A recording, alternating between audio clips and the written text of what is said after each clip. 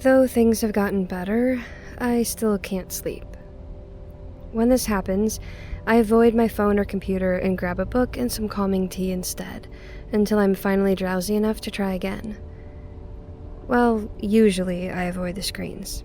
I know they stimulate me and keep me up even longer, but some nights I'm wide awake and could use some time to catch up on work. Sam has talked me into looking to expand our services and supplies, though still up on the fence which way to go first. Roz does seem like she's going to take up my offer for her to have a booth to sell her glasswares from in our store. But I would need more than that if I actually want the store to survive the next decade. Tonight is a book night, though I'm itching to grab my computer and look into a 3D printer to create my own knickknacks to sell. But I also have to know how they are getting the sharks to attack people in the thriller I'm reading. I look up from the book to the window beside me. I doubt I'll actually see anything, but I swear I heard something. I give it a few more seconds before I return to my book. Okay, nope, that's definitely something. Not my store by how far off it sounds, but one of my neighbors up the hill is in trouble. I put my book down, slip my shoes on, and step out onto my tiny porch. I'm about to holler for Sam to call 911, but I remember that she's not here. She's off gallivanting after ghosts with Eric. The sound is coming from one of the shops up the hill. A small plume of smoke is rising. Shit. Vera.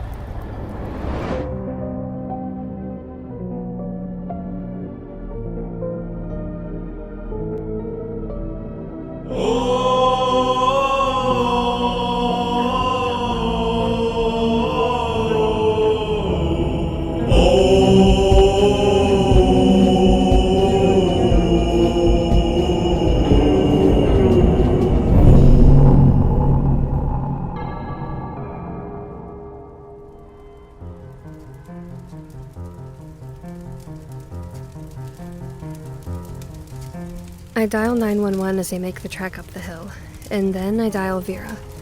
She doesn't answer, and I have a bad feeling about it. By the time I get there, the vandals are gone, but the night is glowing with the flames of the fire that is spreading through Vera's shop.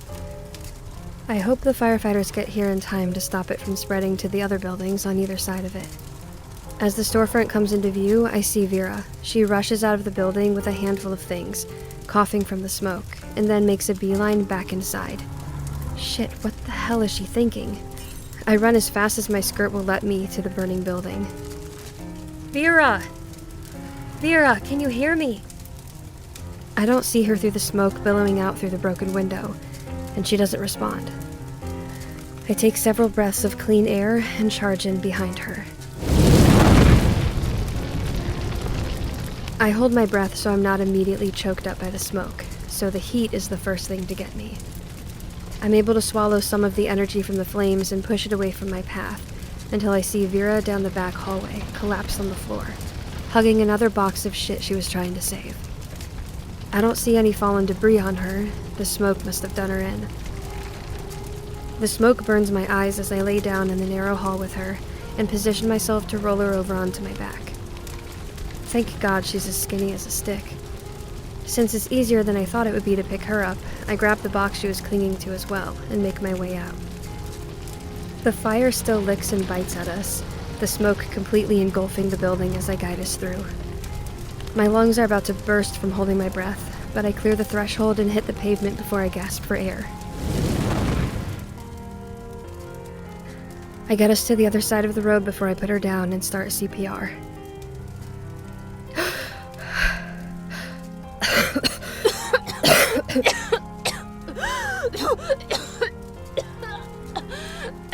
Jade?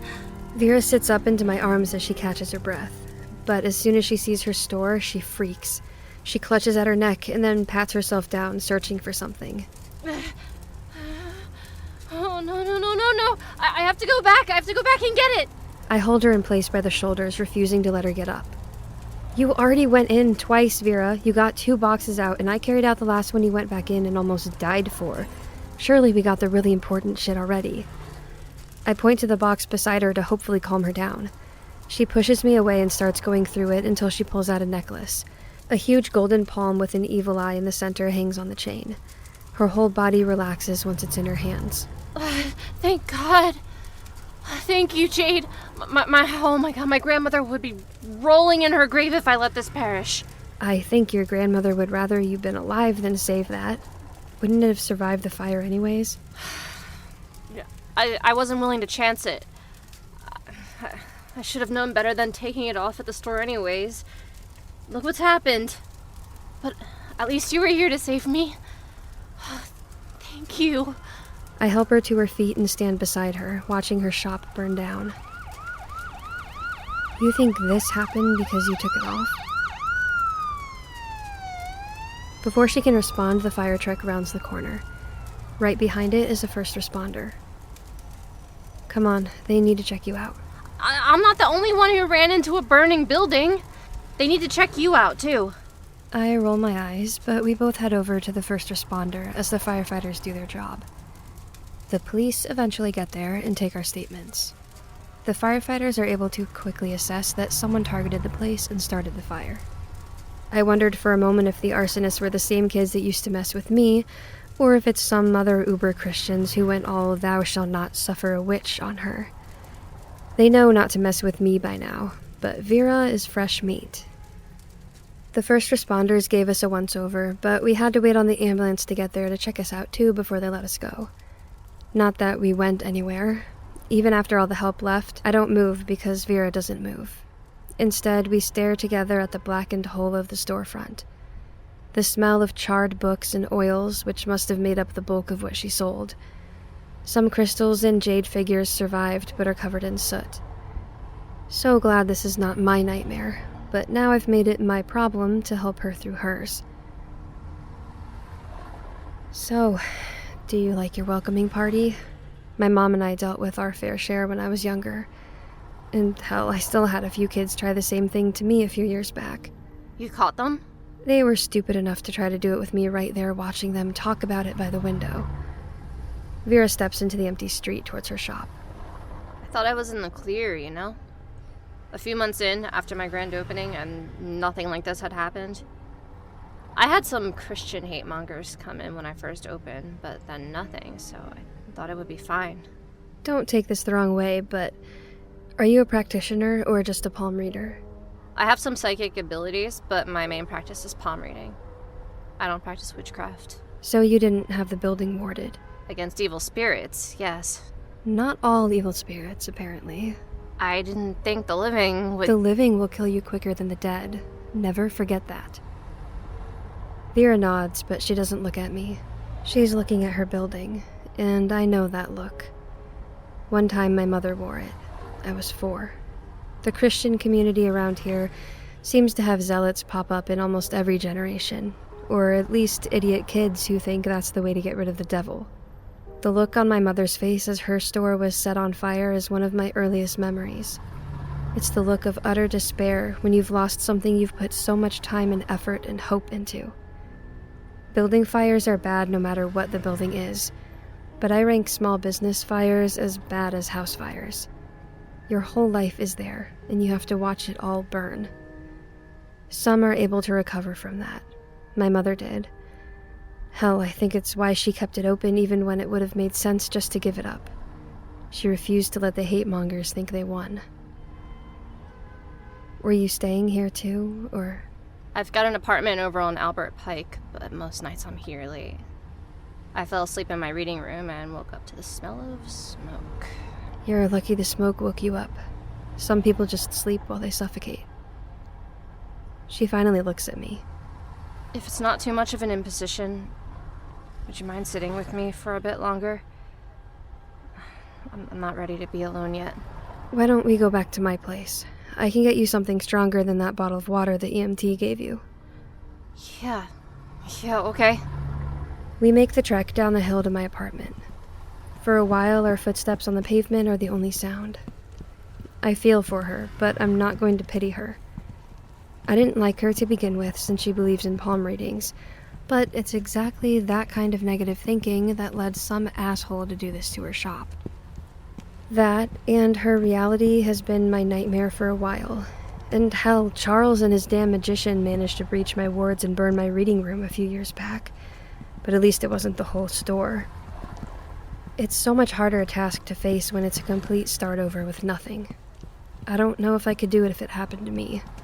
We may fundamentally disagree on our paths of divination, but we are both just trying to make a living by helping people. You inherited your store from your mom, right? Yeah. Though since she died before I turned 18, my uncle managed it for a while. He ran it into the ground, and I had to start with basically nothing but the building. And it wasn't in the best of shape. Was running the store what you really wanted, or did you do it for her? You know, only one other person has asked me that. It was my Aunt Beatty, who took me in after my mom died. It was a bit of both. I mean, what book-loving teen doesn't want to run their own bookstore? Honestly, I'm a bit surprised your shop has survived ebooks and Amazon. Me too. But in ways, we do have a community that helps to support us. Did you feel anything as you passed over the threshold? Not really. I assume I should have been able to pick up on your words. I continue to walk into the living room, and she follows. Mine are meant to be subtle, so only a certain level of ward should be picked up on the radar. In case anything that wants to hurt me can sense them, they only sense a weaker ward. That way they're overconfident and get their ass handed to them once they break that first level. Smart. And you must be pretty powerful if you're able to do that. Wards and energy magic are my strong suit, but it's taken years and years of honing, and honestly, I still feel like I've barely scratched the surface. Well, maybe you can teach me enough so that this doesn't happen again. I'm happy to help any way I can. Speaking of, I would be happy to lend you one of my spare back rooms, or a corner in the store, for your palm reading. Really? Are you sure? I wouldn't want to impose. Us heathens have to stick together when the persecution starts. You're welcome anytime, as long as you're fine with me making fun of palm reading. I guess I'll take the help. As long as you're fine losing tarot customers to my palm readings. Nice. If you're that confident, I'd love to see you try. Though I should warn you that I have my fair share of skeletons in the closet that like to jump scare me every once in a while. Trouble comes knocking more often than I would like. I'm not gonna hide that truth from you. Well, what if I said I had my own skeletons that come a knocking too? Are you sure you want more trouble on top of yours? Do you need me to tell you exactly what the trouble is? I can ask the same question to you. I don't need to know until shit hits the fan. Then I don't need to know yours until that time either. I think we can get along just fine then.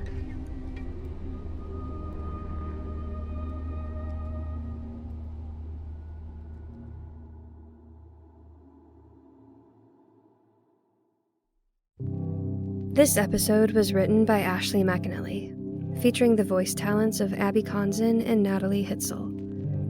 Theme music by The Arsonist. Produced by Scott Thomas.